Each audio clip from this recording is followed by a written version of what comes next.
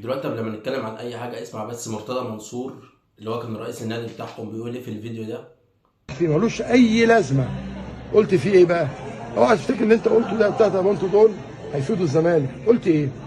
قال لك الحكام المصريين ظلمه وكفره ما يعرفوش ربنا، مش عايزين حكام مصريين. خلاص. طب لما لقيت حكام مصريين في الماتش ده بتبوسوا بعض ليه؟ عشان الاهلي لا، انا عايزك تكسب الاهلي باللعب. واخد بالك؟ باسوا بعض في المقصوره. ومبروك مبروك على ايه؟ انك انت خدت 3 بونت من انسحاب. لا، انا كنت هاخدهم باللعب. خد بالك؟ ادي واحد. اتنين، طيب دلوقتي لو الزمالك بعد كده جابوا له حكام مصري في اي ماتش، الحكم المصري فاسد وظلمك وفرمك، تقدر تتكلم؟ ليه؟ ما انت وافقت وهللت. طيب النادي الاهلي يقعدوا يقولوا له ايه؟ الحكام المصريين هم اللي بيساعدوه، مش قالوا؟ انا مش هرد لك عليه دلوقتي، قبل ما نرد عليه بس هنيجي بس لمنتخب مصر ونشوف بس الكابتن حسام حسن والقايمه بتاعته اللي زي ما انت شايفها دلوقتي. خلاص ما دام احنا بنتكلم عن المنتخب وقائمه المنتخب هنلغي اهلي وزمالك دلوقتي. فانت عندك في القايمه اللعيبه اللي انت شايفها دي مش ناقصها حاجه. طيب يعني انت شايف كاهلاوي او زملكاوي، يعني هنتكلم عن الاثنين، مش ناقصها. طيب عمر جابر، او بنبتدي بالزملكاوي عشان محدش يزعل ويقول لك ده منتخب مصر مش ناقصها عمر جابر. يعني هو ماشي الموسم ده حلو ومن ناهي الموسم اللي فات حلو. ايه اللي ما يخلوش يروح؟ يعني انت واخد محمد هاني اللي كان مصاب فتره واخد احمد عيد، طب انت مش واخده ليه؟ طيب سيبك من عمر جابر، نخش على امام عاشور. ده هو المفروض يطلع لك نار من بقه عشان يروح المنتخب؟ يعني انت واخد دونجا واخد كوكا واخد ناس كتيره المفروض ما كانتش تروح، وسايب امام عاشور. يعني انت المفروض يطلع نار من بقه. يعني انت لو خدته ولعبته باك زي ما كروش كان بيعمل كان هيحل لك مشكله الباك اللي انت مش لاقي لها حد دي. يعني هنفضل برضه الاهلي بيدور ازاي ينظف المنظومه وازاي يجيب حقه وازاي المنظومه تنضف. هتنضف ازاي؟ بالاشكال دي والحاجات دي اللي احنا بنشوفها دي. يعني انت عمر جابر ما خدتوش، طب انت واخد كوكا ليه؟ طيب على اساس ايه؟ طيب كوكا يعني هو برضه هيفضل حب وكره وواسطات في قلب المنتخب. طب هنتقدم ازاي ولا هنروح ازاي؟ طب كريم الدبيس ما راحش ليه؟ عندك محمد حمدي اللي انت بتحبه مصاب دلوقتي، فمين؟ خلاص هنغرق كده. طيب يعني انت لو خدت امام ولعبته باك شمال ما كانش حد هيكلمك. يعني انت خدت امام ولعبته باك شمال ما كانش حد هيكلمك، بس امام بتاع مشاكل، بيتخانق معاه في التدريبات، بيتخانق معاه في المعسكرات. امام لا. هداف الدوري لا. عمر جابر احسن باك يمين دلوقتي بقاله الموسم اللي فات والموسم ده، ما يروحش المنتخب؟ لا. ادي المنتخب. يعني احنا مش على بقيه القايمه مثلا ماشي، لكن الاثنين الكويسين اللي في الدوري انت ما خدتهمش.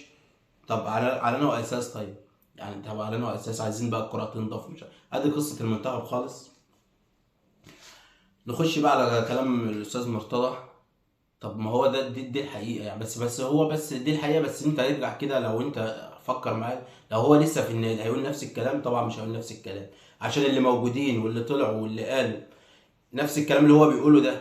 فهم دلوقتي براجعين في كلامهم، لا ده احنا حكام مصريين واحنا ورا الاتحاد وورا الرابطه، ورا قرارات الرابطه، وحكام مصريين ومفيش كل حاجه زي الفل.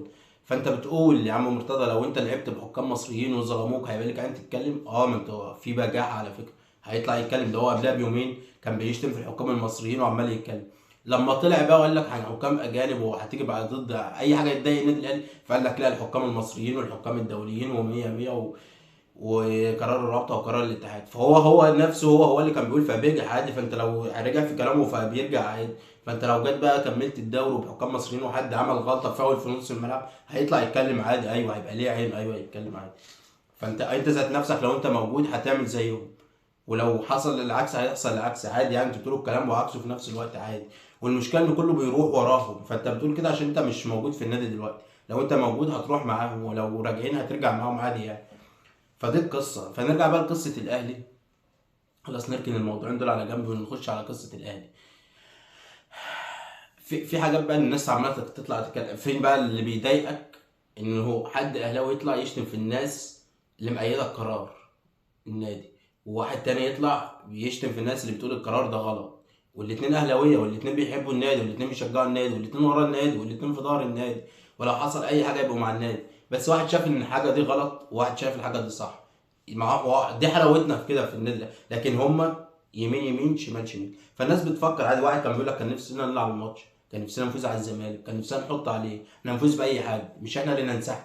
فده حقه يقول كده. واحد تاني قال لك لا احنا ورا النادي واحنا الدوري موجه ومش هنكمل الدوري، ده حق، ومع انه غلط برضه ان احنا ننسحب قدام الناس دي واحنا نفوز باي حد. ما احنا ياما فزنا بحكام مصريين ياما، واللي يطلع يقول لك ده انت خلاص بقى الكليشيه لو المباراه اتعادت مش عارف ايه طب ما لو المباراه اتعادت هيبقى عندهم حق ان هي تتعاد، يبقى في حاجه، ما هو من الصعب ان هي تتعاد.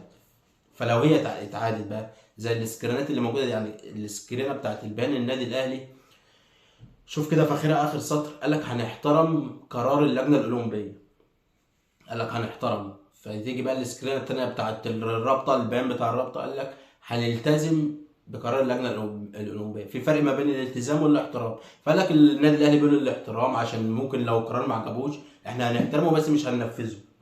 فالرابطه هنلتزم سواء عجبنا ما عجبناش، لصالح الاهلي لصالح الزمالك لصالح بيراميدز احنا هنلتزم. فالناس ما طالعه ماسكه في الكلمه دي ان الاهلي خلاص هيحترموا ولو ما عجبناش مش هنكمله. طب افرض قال لك هيتخصم الثلاث نقط بتوع الماتش، والثلاث نقط اللي في اخر الموسم دول مش هيتحسبوا، هيبقى قرار الاداره ايه طيب؟ والناس بس عشان نفهم حاجه بس، احنا مع النادي ولا اداره ولا كيان ولا كابتن محمود الخطيب ولا لعيبه، احنا بنشجع النادي. الناس بقى اللي طالعه اللجان ولا اللي طالع يدافع، طب ما انت لازم نفهم او يبقى معاك حجه كويسه او معاك اي حاجه كويسه عشان تطلع ترد، مش تطبيل وخلاص. فلو قال لك كده انت هتوافق هتكمل ولا مش هتكمل؟ كاس الرابطه اللي بعد يومين انت هتلعبه ولا مش هتلعبه؟ ما احنا عايزين نفهم انت هتقاطع الناس دي كلها بالمسابقات بتاعتها باللجان بتاعتها بكل حاجه بتاعتها، ولا هنلعب الرابطه عادي؟ عايزين نفهم الموضوع هيتنيه بقى يطبخ. وقال لك مش هنرد الا قبل ماتش بيراميدز اللي هو بعد شهر لسه، اللي هو يوم 12 في شهر 4، لسه بعد شهر. حلنا بقى على ما يحصل بقى، يحصل كلام كتير وده يرد وده يطلع اشاعه وده يطلع بيان وده يطلع قرار. فانا عايزين نفهم من دلوقتي انت هتبقى ايه رايك؟ طيب لو قال لك ان الثلاث نقط هتاخد الزمالك هياخدهم والثلاث نقط اللي في اخر الدوري مش هيتخصم، هيطلع الزمالك يقول لك لا ده من مصلحته ان هم يتخصم، هيطلع بيراميدز يقول لك لا من مصلحته ان هم يتخصموا عشان يبقى في فرق في النقط. هيبقى ايه الحل ساعتها؟ هنكمل ولا مش هنكمل؟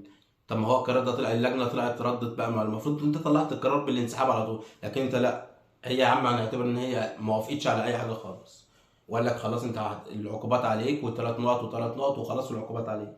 هيقول لك هنرحل بقى من اللجنه الاولمبيه دي، اول حاجه بقى المفروض تعملها عشان ما نروحش للفيفا ولا نروح للاتحاد الدولي يقول لك لا ده شأن داخلي، انت ما اعترضتش ليه هناك الاول ما قدمتش الشكوى دي، خلاص هنروح بقى للمحكمه الدوليه ولا هنروح بقى للاتحاد الدولي لايا كان بقى اللي هنروح له. افرض قال لك نفس الكلام بتاع اللجنه، طب انت هنلعب ماتش بيراميدز، ما هو ممكن يطبقوه على اساس كده، القرار يطلع قبل الماتش بيوم، يقول لك خلاص القرار اللي هيطلع ايا كان بقى هيطلع قبل الماتش بيوم، فهيطلع يقول لك لا الرابطه عندها حق والقرار زي ما هو والعقوبات زي ما هي. وبكره الماتش احنا بقى هنروح الماتش هنقدم شكوى للاتحاد الدولي زي ما بنقول، احنا بقى هنقدم الشكوى، هنروح الماتش بقى نلعبه ولا مش هنلعبه؟ وهنستنى الشكوى اللي هنقدمها ولا مش هنقدمها؟ ما هو في حاجه تانية، هنبقى ننسحب الماتش يبقى اسمنا، ما هو لسه ما حدش ادانا القرار بتاعه. يعني انت لما هي تطلع قبل الماتش بيوم وقال لك القرار بتاعه فانت هتقدم الشكوى، فبالتالي لسه الاتحاد الدولي هيقعد يفكر فيها ويبص فيها ويرد علينا، يكون الماتش اللي بعده كان جاي. فاحنا الماتش بتاع بيراميدز بقى هيتلعب ولا مش هيتلعب؟ فانت هتضطر ان انت تروح تلعبه حضرتك عشان ما يبقاش الماتشين عليك وبرضه هيمسكوا فيها وتبقى انت سحبت الماتشين ويبقى نخش القصه الثانيه. فده اللي احنا بنقوله، ده اللي احنا عايزين نوصل له، ده اللي احنا عايزين نفهمه، ده اللي احنا عايزين نعرفه، احنا هنكمل ولا مش هنكمل. فانت هو ده اللي هيحصل، القرار هيطلع بالماتش بيوم وخلاص، وهيطلع العقوبات عليك وكل حاجه عليك، هتضطر تعمل الشكوى للاتحاد الدولي. طب ما الماتش النهارده هنروح نلعبه ولا مش هنلعبه؟ هيطلع بقى ناس كلام كتير، طب نروح نلعب الماتش ده ونشوف الاتحاد الدولي هيقول لنا ايه، طب ما نروحش نلعب الماتش ده، طب ونرجع لنفس العقوبه تاني ونفس الكلام تاني. فهم الناس اللي هتضحك بقى على الاداره والناس اللي هتبقى في دار الاداره وهنروح نلعب الماتش ده، يبقى انت ما عملتش حاجه، خلاص يبقى الدوري كمل، يبقى انت رحت، يبقى حلني بقى لما الاتحاد يرد عليك زي قصه الوداد في نهائي افريقيا. قعدنا نتكلم وقعدنا نعمل خطابات وقعدنا نقول والماتش هينعاد والماتش هيتلعب عندنا والماتش هيبقى رايح جاي، وبعد ما لعبنا كمان طلع كلام وهنلعب وهنروح ونيجي وهيتعاد تاني وما حصلش اي حاجه. فنهدى كده وما نقعدش نخبط في بعض ونقعد نمسك في بعض، اللي متفق مع القرار متفق واللي مش متفق مش متفق، واحنا كلنا في ظهر النادي.